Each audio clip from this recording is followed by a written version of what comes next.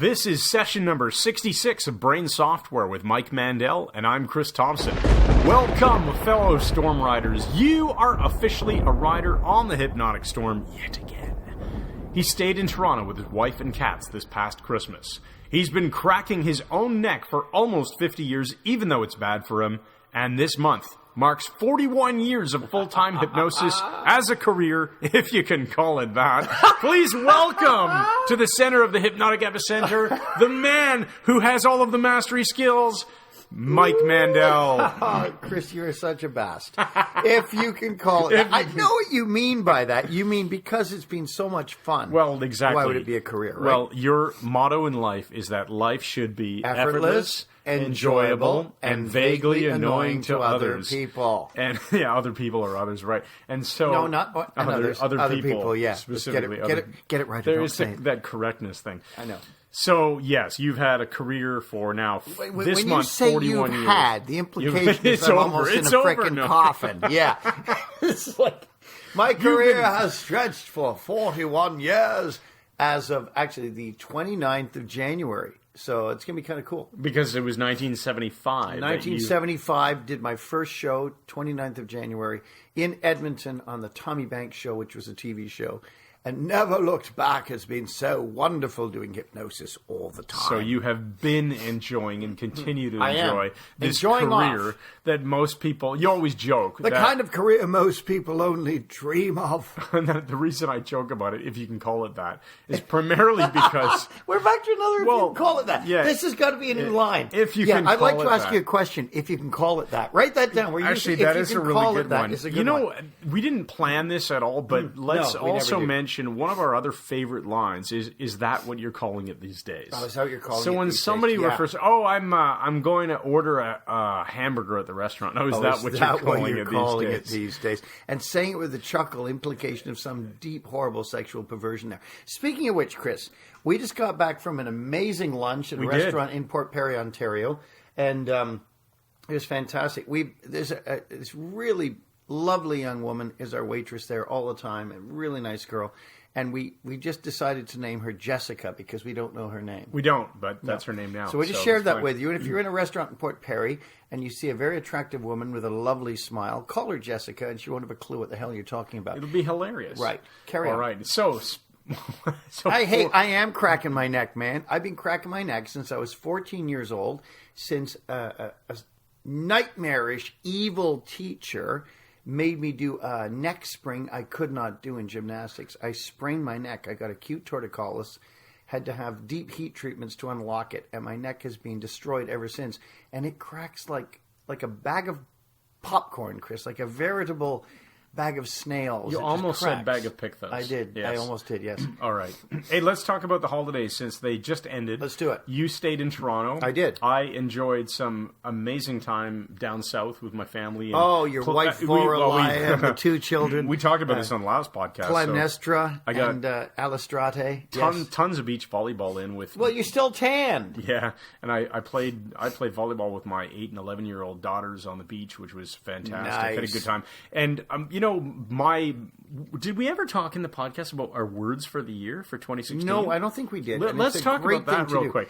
So you brought this up. You found a website. My wife put me onto it. It's a really cool thing. Instead of a New Year's resolution, you choose a word for the year. And it's always, it's going to be a nominalization. It's a noun you cannot put in a wheelbarrow.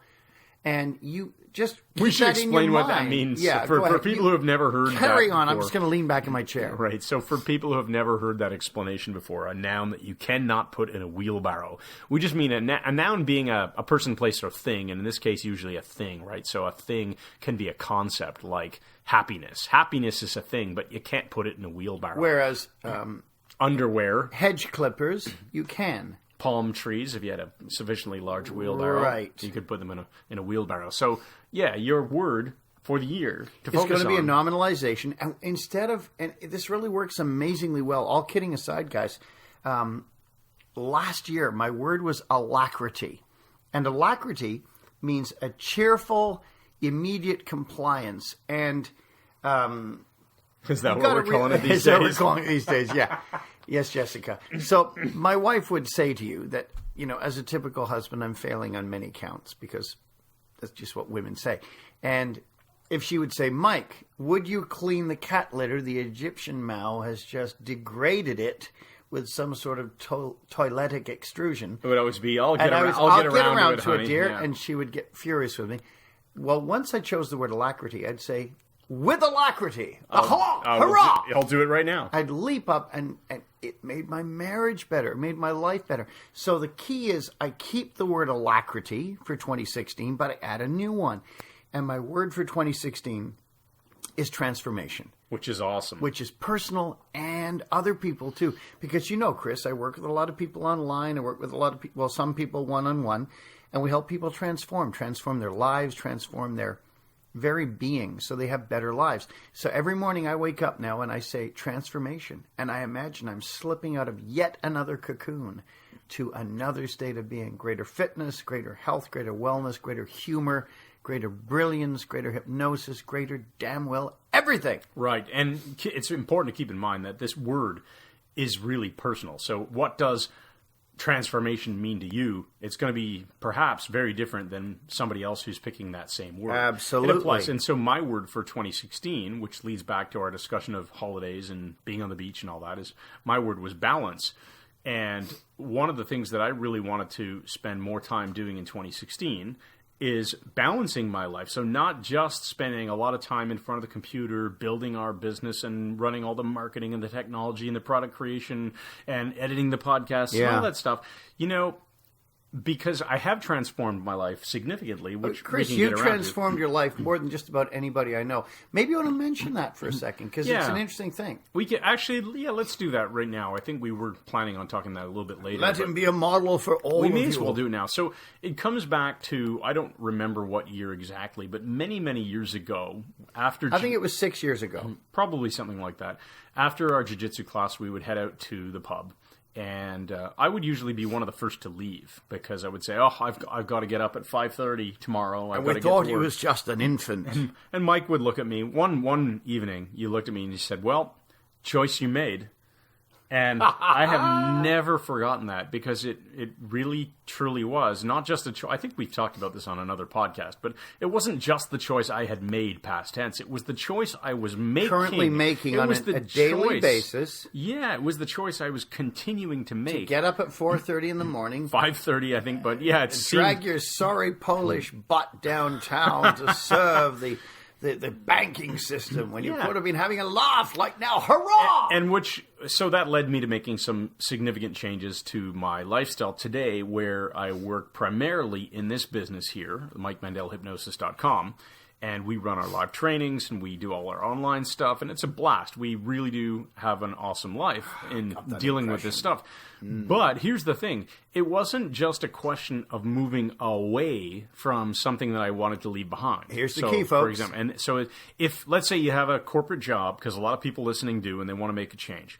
And if all you're doing is thinking, well, I want to move away from this corporate job, then what are you moving towards? The joke we came up with is you're moving towards cleaning windshields with a squeegee. Yeah, that's your job. Lying underneath the overpass, the Gardner Expressway in Toronto. I think after lunch living today, in a cardboard box. I think what I said to you specifically is I realized it wasn't just moving away from a corporate job. It was knowing what I was moving towards. Because if I wasn't moving towards something that I picked, I would just be moving towards bankruptcy. Right. So you can move away from a corporate job and move towards financial disaster. Right. But if you don't have necessarily the it's plan. Not what you want to do, and if you don't plan it, that's the way it might turn out. So you need to come up with a specific plan. And if you were anyone listening who has a copy of Mike's program, the Navigator System, already knows this because use the stuff, guys. When you install the Navigator, you now give yourself compass statements, which are in the form of towards something and away, or less of X, more of Y, which works with apposition of opposites, a hypnotic principle. And less is away from, and towards can be thought of as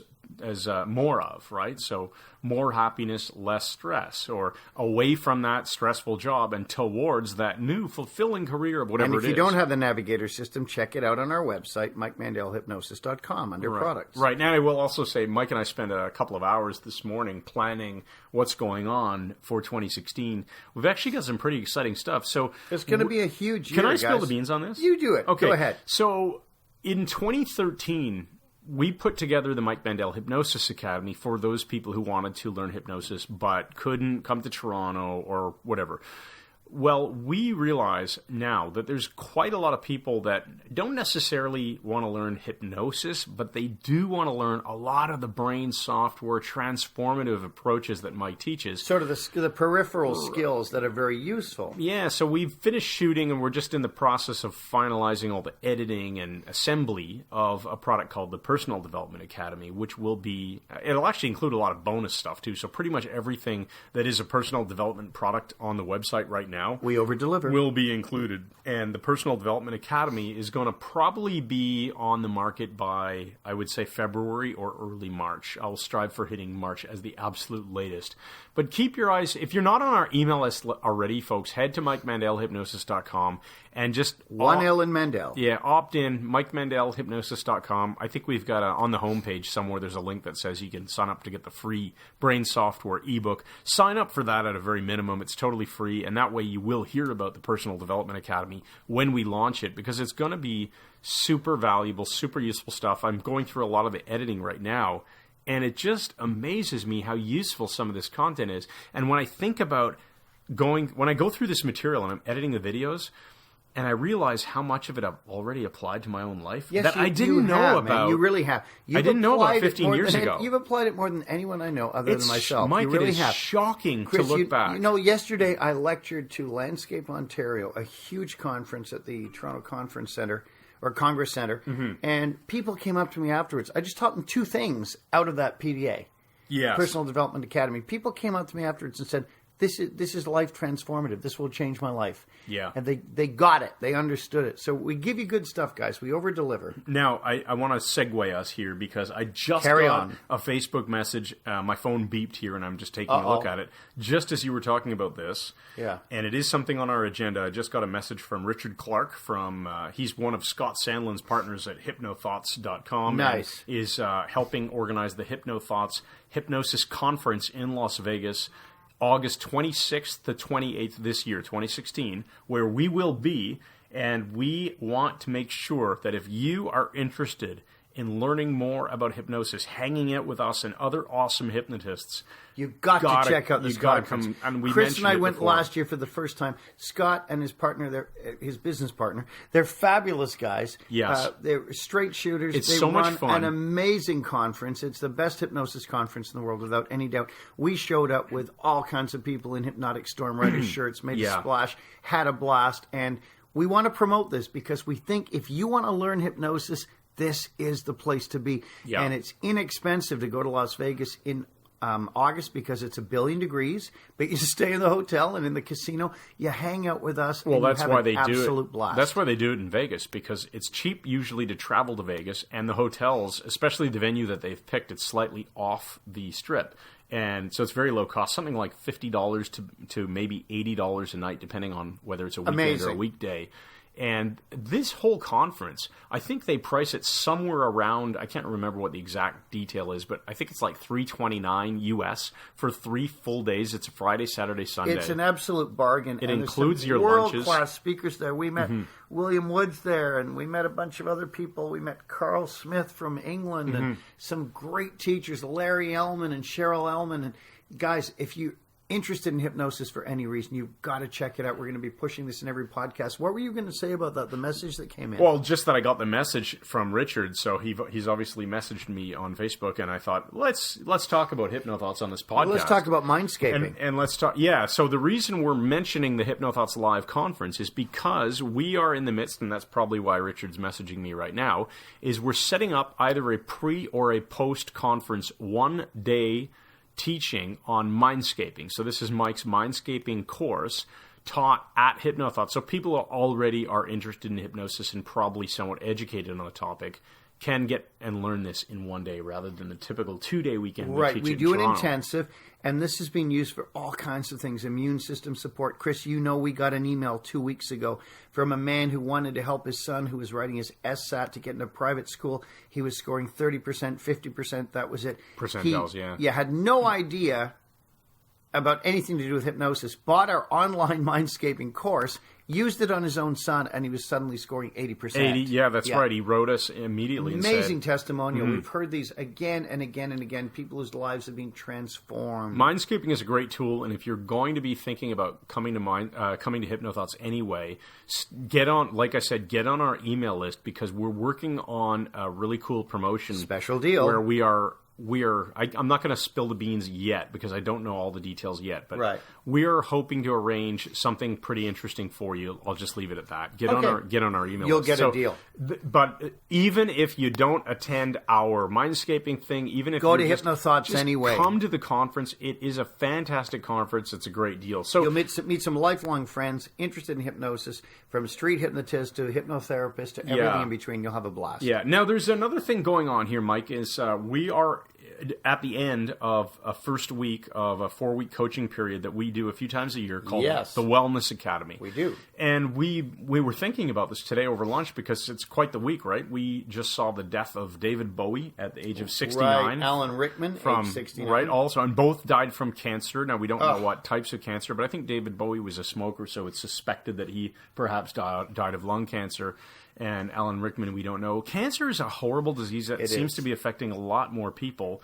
We can't say we know entirely what causes it, but there's a lot of suspicion. It's contributing aspects, right, for of sure. Things that you eat, how you move your body, your stress levels, all kinds of things are suspected to affect it. They're all contributory. And so we want to make sure people know we really advocate living a healthful lifestyle. We run the Wellness Academy a few times a year. 4-week coaching program. It includes a lot of awesome stuff. You can find it from our website, from the navigation menu, if you're interested in going further. It's all I'm going to say about that right now because the doors are closed. We're in the midst of running it. But live a healthful lifestyle, folks. Think about what you can do to make your life better and make the lives of the people that you love better. What else do you want to talk about? Did you want to move on to what we had on our agenda here? We want to talk about trauma and using, whether it be hypnosis or not. So this is a podcast where it always comes back to hypnosis in some way. Hypnosis, NLP, language, personal development. Right. Yeah. But it's interesting because this is a podcast that fascinates people who never planned on learning hypnosis, had no interest in it, maybe didn't really even understand it, but sometimes they'll listen and they'll go, wow, this is cool stuff. Because we don't only talk about hypnosis. It's a brain software podcast. It's not a hypnosis podcast. Right. But we are hypnotists, so we do come back to that a lot. So from the Mike Mandel Hypnosis Academy, we have a private Facebook group, and one of the ladies in our group posted an interesting comment, and it was really centering elucidate around this. Right. So, and we're going to keep the details fairly private here, obviously names and some of the specifics out. But the group is used often to solicit advice. So, look, I'm going to be dealing with this subject, and this is the problem, and anybody have any ideas? This is what I'm thinking, but I'm open to new ideas and other potential tools for helping this person make the change that they want to make. Anyway, in this case, it was a woman whose personal friend was going through some serious problems with insomnia. That was the presenting problem that she brought up. Very interesting case, though. This woman could not sleep in her own bed. But if she was traveling, let's say in a hotel, no problem, no insomnia, ever. But always at home, always in her bed, insomnia. And then she disclosed that not only was this woman dealing with insomnia, but she had previously been dealing with alcoholism and stress and all kinds of horrendous anxieties. She had a very abusive relationship with a past husband that she ended up leaving. And so only after a couple of paragraphs of explanation did it become quite evident to anybody reading, and probably to the to the woman posting this herself. She knew this as well, that the real problem wasn't insomnia. The real problem was trauma. In fact, this woman, who had a heterosexual marriage, had started having relationships with women afterwards. Right. Yeah, and so we can tie all of this in to the past trauma. To this past trauma with this hideous man. And Chris and I are big believers. It's only our opinion. But if you're in an abusive relationship, get out. Mm-hmm. Like, get out. The chance of the person changing is remote. Gavin de Becker talks about poor women who are under the thumbs of these controlling, violent men, and he says, get out or you're going to be murdered, like you'll be killed. Right. So I think and the reason this comes into play with the insomnia, the reason the trauma is important is because this woman would, I guess in the past, she'd wake up in the middle of the night and her husband would be, have her hands around her neck or something like that. Yes, right. So the trauma was happening in her sleep. Now, you'll wonder why that could result in insomnia. Well, it's a protection mechanism from the unconscious mind, right? Yeah, she's not asleep, so she can protect herself. But if she's in a hotel, she's fine. Right. And now she's not in this relationship anymore. She's probably been through several other relationships since then, and this isn't this isn't a recent issue for her, but her body is still her unconscious mind is still protecting her by giving her this insomnia. And the alcoholism, let's say, that could easily be just a vaded state that's taken the executive, or that's being pushed out, so that this why don't you say? What am I trying to say here, Mike? The thing is, here, Chris, any kind of addictive behavior, alcoholism, smoking dope, whatever, are means of dealing with stress without getting to the root cause. Right. They all do the same thing. They prevent the vaded state from getting to the executive. And this is why we think this is an important thing to talk about on this podcast for everybody, because whether you're a hypnotherapist, psychologist, whatever, or just someone who deals with people, we need you to understand that the wound on the outside, that cut, might be, put a Band-Aid over it and hide it and think it's going to go away. But it doesn't fix it. But if the real issue is that, someone keeps scraping their knees, right, or this is a bad metaphor. I need a better one. Terrible one. But you know what I'm getting at, right? Possibly the worst one I've ever heard. What is the root cause of the insomnia? In her case, it's clearly a trauma. And how are you going to fix the insomnia and all of the other issues that this woman is facing?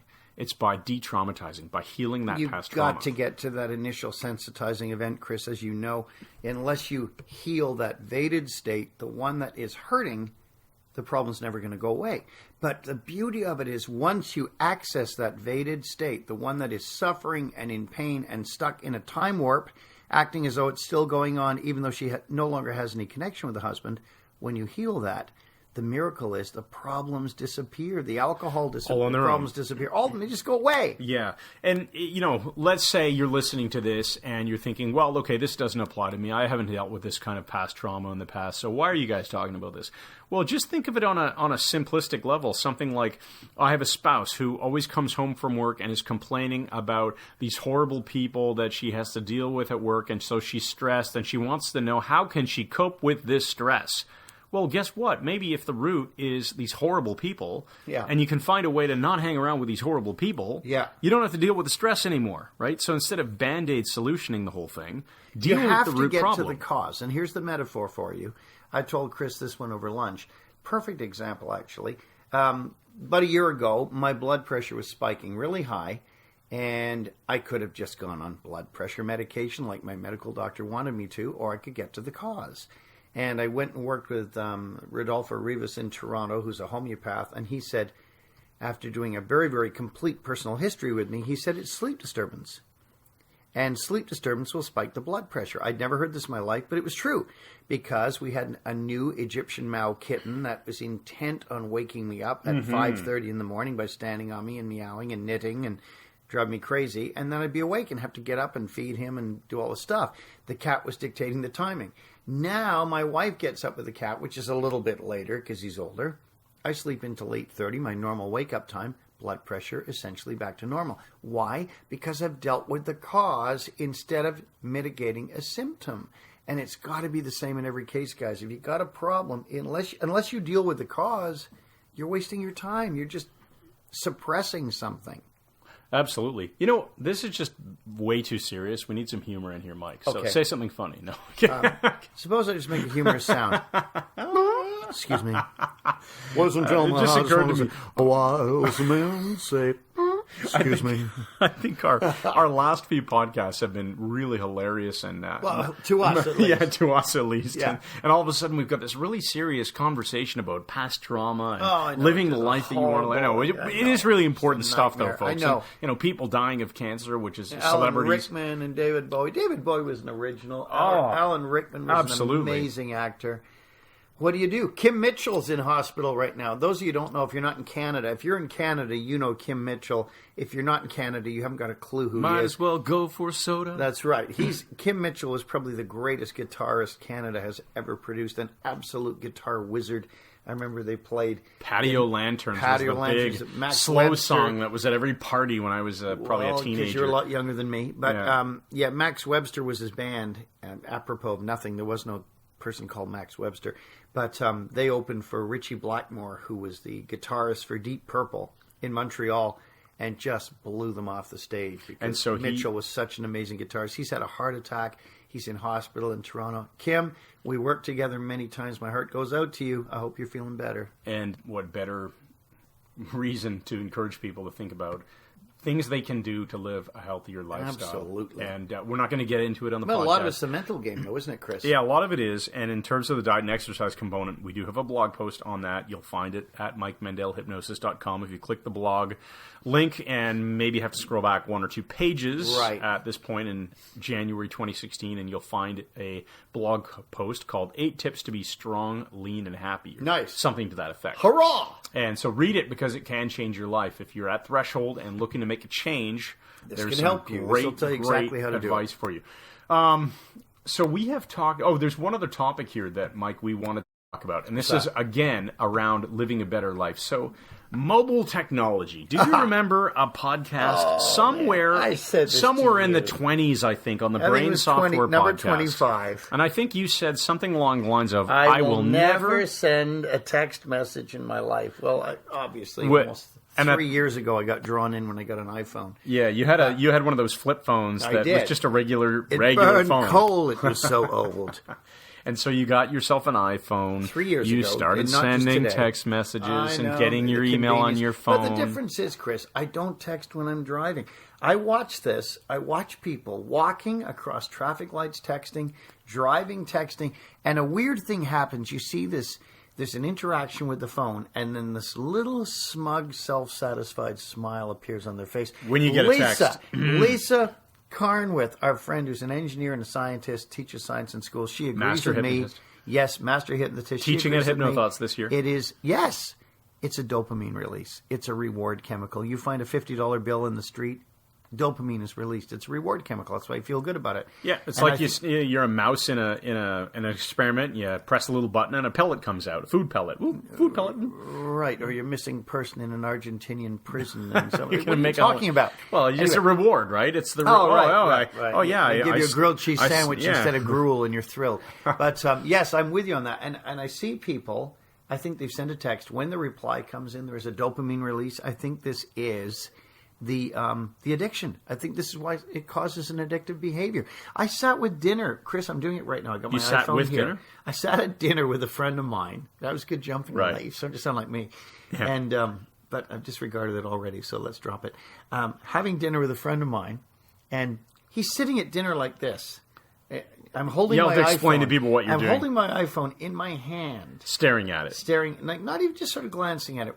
In my intently staring at it. He did this like during dinner, and the woman whose house it was says, "Are you expecting a phone call?" And it had just become so much an extension of his brain. Yeah, it really has. So the reframe, and I'll offer the reframe, and then maybe you can explain what reframe means.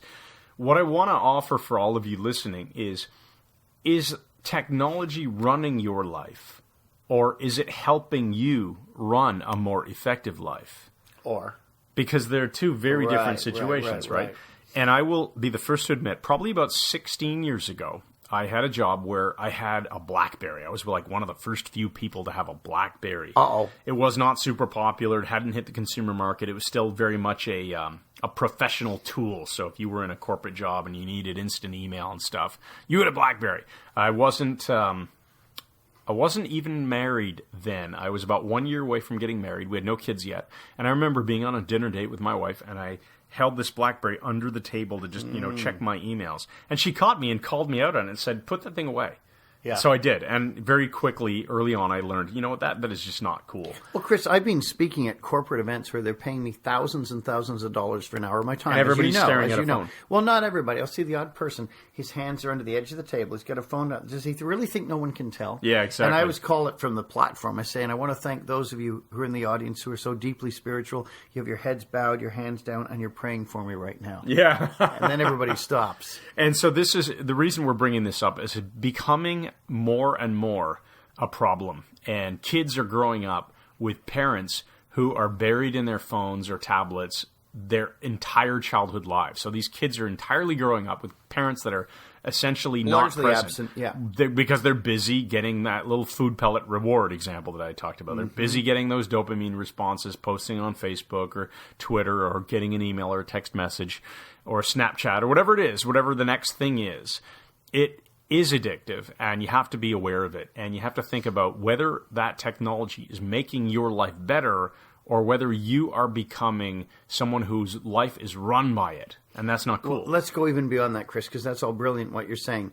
What about having a life instead of a virtual life? Yeah, go out and talk to real people. Yeah. Interact with actual people. And you know, with the virtual reality goggles now, it's only going to get worse. It's going to get worse. I think they're wonderful in certain settings to be able to have someone who's a cancer patient lying in a hospital bed to be able to put the goggles on and wander through a forest or something is an amazing, interactive, and empowering experience. Well, or even educationally, to be a surgeon in training and to be able to put on these virtual reality goggles and learn how to perform surgeries, let's say. There's all kinds of great uses of the technology. Or even to put on the virtual reality goggles and see the next generation of virtual reality goggles that are coming down the pike. But that's good. There are I'm a comic genius. So there are uses, very worthwhile uses, and there are abuses in terms of it affecting your life negatively. Don't let stuff run your life. So, Chris, we're ready for our empowering question. Let's do Why the don't you empowering deliver question. the empowering question? So, empowering question. I'm having a hard time talking. The empowering question today is: who is the most important person in your life, and what are you going to do today to make the quality of their life even better? Wow. Who is the most important person in your life, and what are you going to do today to make the quality of their life even better? Brilliant, man. That's a great one. That's a really good one. I want to give you today's metaphor. It's an empowering metaphor, and again, drawn from my own experience, it's a true one. Don't sound so excited. Oh, thanks, man. It's actually pretty heavy. In 1977, my mother was dying of cancer. She was diagnosed early in the year. My father told me, I think, in May, and by July the 5th, she passed away. She did not want to go to the hospital and undergo chemotherapy or radiation treatment. She knew it was terminal. She wanted to sleep and pass away and die gently at home, essentially surrounded by those who loved her. And so my father arranged for a hospital bed to be brought into our townhouse at 1227 York Mills, Townhouse 49. And she was comfortable. We had home help come in. We had a nurse come in. And she was given morphine or whatever towards the end, and gradually, not morphine, I think Mandrax and sleeping pills, and gradually slipped away and died on July the 5th. The interesting thing about it, though, Chris, is that summer, I had known from May that she was dying. I took time off work from doing hypnosis shows, and I looked after her. I stayed home with her when the nurse wasn't there.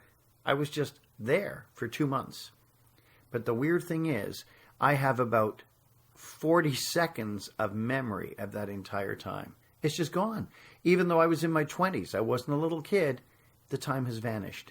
I can remember her looking out the window, listening to Pachelbel's canon. I can remember a couple of minor things, but the time is essentially gone. And I started using this and thinking back and realized when we lost our orange cat, who I had from 1960 to about 1975, our cat Honey, because he was honey-colored, I can't remember what happened to him, even though I was probably 21 when we lost him. I can't remember. Did we have him put to sleep? Did he die quietly at home? And I carried it back further, Chris. I used to have rats in a cage. Healthy, happy rats. Harris, Montmorency, a white rat, an Irish hooded rat. I've no idea what happened to them, even though I was a teenager. Where have those memories gone? I don't go digging around. My unconscious clearly doesn't want me to remember.